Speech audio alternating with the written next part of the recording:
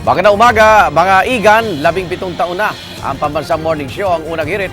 At live po kaming magbabalita ni Susan Enriquez dito sa Davao City.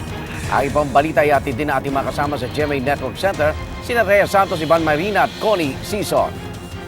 Matapos makatanggap nga ng mensahe mula umano kay Pangulong Rodrigo Duterte na huwag nang dumalo sa cabinet meetings, nagbitiw bilang chair ng Housing and Urban Development Coordinating Council o HUDC si Vice President Leni Robredo.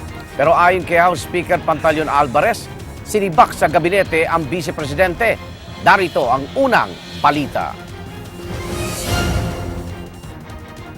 Ito ang text message na ipinadala ni Cabinet Secretary June Evasco kay Vice President Leni Robredo kung saan ipinag-uutos ni Pangulong Duterte sa pamamagitan ng kanyang special assistant na si Bongo na wag na siyang dumalo sa mga cabinet meeting simula ngayong araw.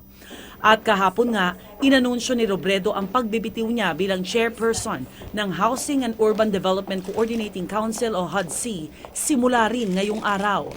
Sa pahayag ng kampo ni Robredo kagabi, sinabi niyang gumugulong na ang planong nakawin sa kanya ang pagka-vice-presidente. Bukod sa pagkakaiba-iba ng pananaw nila ng Pangulo, kaugnay ng pagpapalibing kay dating Pangulong Marcos sa libingan ng mga bayani, mga extrajudicial killing at pag-atake sa kababaihan, kabilang sa mga rason na binanggit ni Robredo sa kanyang pagbibitiw sa HUDC, ang umano'y pagbaba ng budget ng ahensyang kanyang pinamumunuan. Hindi pagtugon ng Malacanang sa ilan nilang nirerekomendang tao, pati ng executive order na layon sanang gawing mas epektibo ang HUDC. Kasunod ng pahayag ni Vice President Leni Robredo na magbibitiw siya, sinabi ni House Speaker Pantaleon Alvarez sa text message na ipinadala niya sa GMA News na sinibak sa gabinete si Robredo. Sa pahayag naman ng Malacanang, sinabi nitong hindi pa nila natatanggap ang resignation letter ni Robredo. At bilang miyembro ng gabinete, inasahan daw nilang maging team player ang vice-presidente. Lahat naman daw kasi ng pagkakaiba ng pananaw ukol sa mga polisiya at issue, inaayos sa cabinet meetings.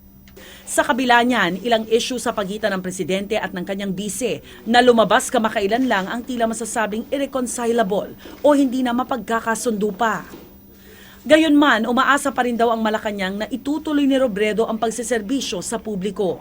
Suportado naman ang kaalyado ni Robredo na si Liberal Party Acting President Senator Kiko Pangilinan ang pagbibitiw ni Robredo.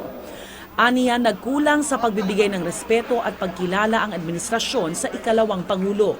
Nanawagan din si Pangilinan sa taong bayan na ipagtanggol si Robredo laban sa pag-arangkada umano ng mga puwersang gustong ibalik sa kapangyarihan ang mga Marcos.